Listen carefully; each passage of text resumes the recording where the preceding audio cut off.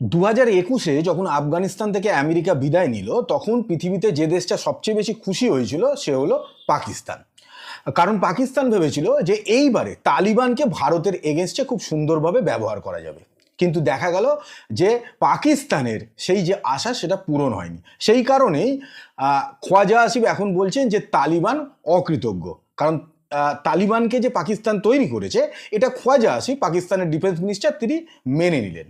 এইবারে যে তালিবান আফগানিস্তানের সঙ্গে এবং পাকিস্তানের যে এত ভালো একটা সম্পর্ক, সেই সম্পর্কটা বিগড়ে গেল কেন? আসলে এটা খুব সোজা একটা ব্যাপার যে তালিবান এটা বুঝে গেছে যে পাকিস্তান শুধুমাত্র গোলা বন্দুক এগুলোই দিতে পারে, আর ভারত তার বদলে কি দিয়েছে?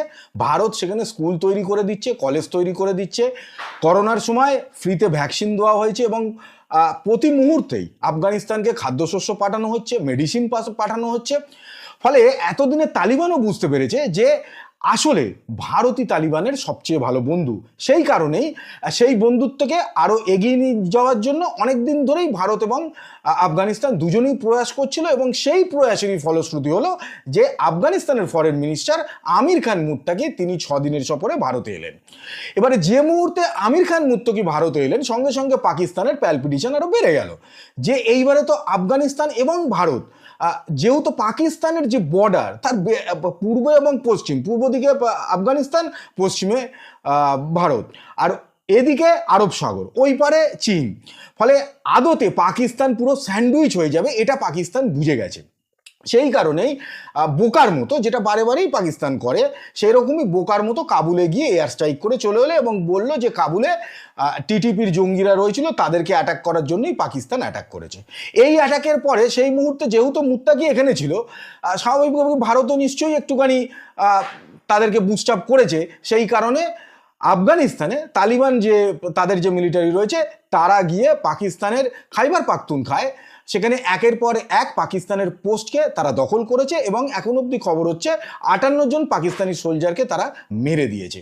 এবারে যে মুহূর্তে আফগানিস্তানে এই কাজটা করলো, সঙ্গে সঙ্গে পাকিস্তানের ডিফেন্স মিনিস্টার খোয়াজা আসিফ তিনি ঘোষণা করলেন যে আফগানিস্তানের সঙ্গে সমস্ত রকম টাইস যা পাকিস্তানের রয়েছে সেটা তারা ক্যান্সেল করছে। মানে সোজা কথায় ভারতকে একটু নকল করলো।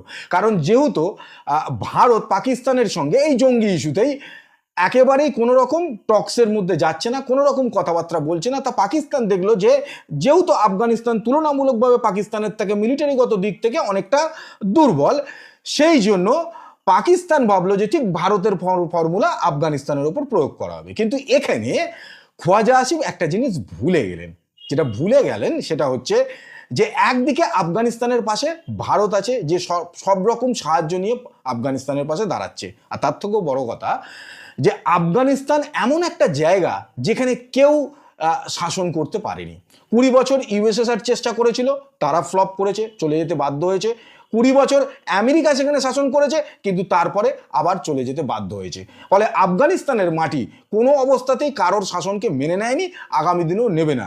এটা কিন্তু আমির খান মুত্তাকি ভারতে বসেই এই কথাটা বলেছে, এবং তার সাথে সাথে তিনি এটাও বলেছেন যে আফগানিস্তানের তালিবান সরকার চায় যে ডিপ্লোম্যাটিক থ্রু তারা সমস্ত রকম সমস্যার সমাধান করতে, এমনকি পাকিস্তানের সঙ্গে। কিন্তু পাকিস্তান তো ছাগল, ফলে সেই ছাগল কোনো রকমভাবে ডিপ্লোম্যাটিক দিকে যায় না। শুধুমাত্র কি সিদ্ধান্ত তারা নেবে সেটা ডিপেন্ড করে যে আমেরিকা খুশি হচ্ছে কি হচ্ছে না। এবারে এই যে পাকিস্তান যে আফগানিস্তানের উপর হামলাটা করেছিল, এটাতে পাকিস্তান মানে সাহসটা পেয়েছিল দুটো কারণে।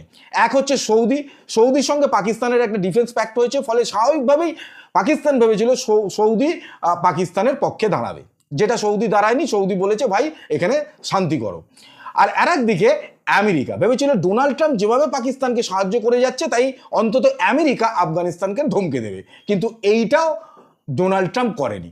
তার কারণ খুব সিম্পল, যে ডোনাল্ড ট্রাম্প চাইছেন যে আফগানিস্তানের যে বাগরাম এয়ারবেস আছে সেইটা নিতে, কারণ সেইটা নিলে চীনকে নজর রাখা যাবে, এদিকে ভারতকে নজর রাখা যাবে, আর আফগানিস্তানকে আবার দখল করার হয়তো পরিকল্পনা সেখান থেকেই শুরু হতে পারে।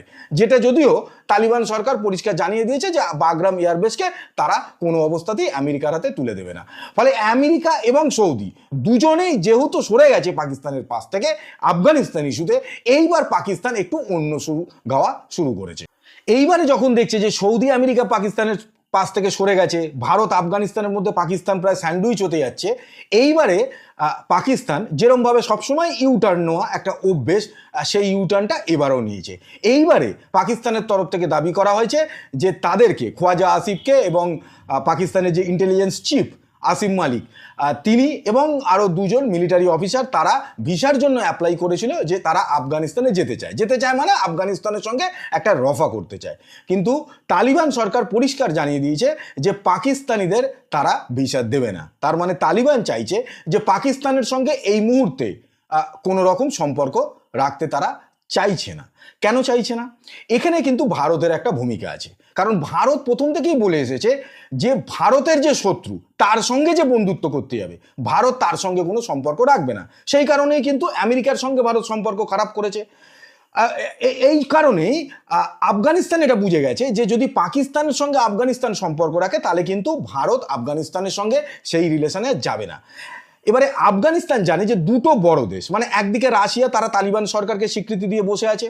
ভারতও অফিসিয়ালি এখনো আফগানিস্তানের তালিবান সরকারকে স্বীকৃতি দেয়নি, কিন্তু একদিকে আফগানিস্তানের অ্যাম্বাসি ভারতে খুলে গেল, উল্টো দিকে ভারত কাবুলে অ্যাম্বাসি চালু করে দিচ্ছে। ফলে দেশ হিসেবে স্বীকৃতি না দিলে সেখানে কি করে অ্যাম্বাসি চালু করতে পারবে? কিন্তু ভারত আফগানিস্তানে অ্যাম্বাসি খুলে দিয়েছে এবং সেখানে চালু হয়ে যাচ্ছে। ফলে এইখান থেকে বোঝা যাচ্ছে যে ভারতও কিন্তু অফিসিয়ালি না হলেও আনঅফিসিয়ালি তালিবান সরকারকে স্বীকৃতি দিয়ে দেওয়ার মতো জায়গাতেই আছে। এবং এটা জিও পলিটিক্সে ভারতের জন্য ভীষণ গুরুত্বপূর্ণ যে আফগানিস্তানকে আমাদের পাশে রাখতেই হয়। আর আফগানিস্তান যদি আমাদের পাশে থাকে তাহলে অপারেশন সিন্দুর, যেটা আপাতত স্থগিত রয়েছে, কিছুদিন আগেও রাজনাথ সিংজি বলেছেন যে আমরা কিন্তু ক্রিকসার থেকে সোজা করাচি অবধি চলে যাব। ফলে সেইটা যদি করতে হয় তাহলে আফগানিস্তান যদি আমাদের পাশে থাকে তাহলে পাকিস্তানের মানে মরা ছাড়া কোনো গতি নেই, এমনিতেই 4-5 টুকরো হতে যাচ্ছে।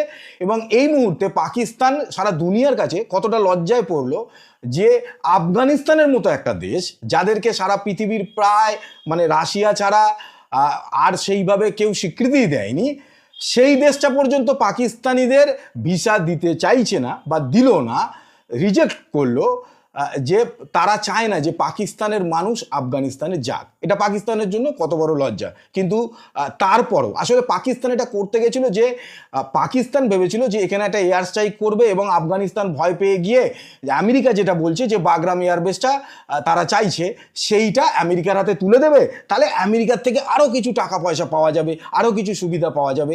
কিন্তু আফগানিস্তানের তালিবান চরিত্র বা আফগানিস্তানের মানুষের যে চরিত্র, সেই চরিত্রের কথা কিন্তু পাকিস্তান ভুলে গেছিল।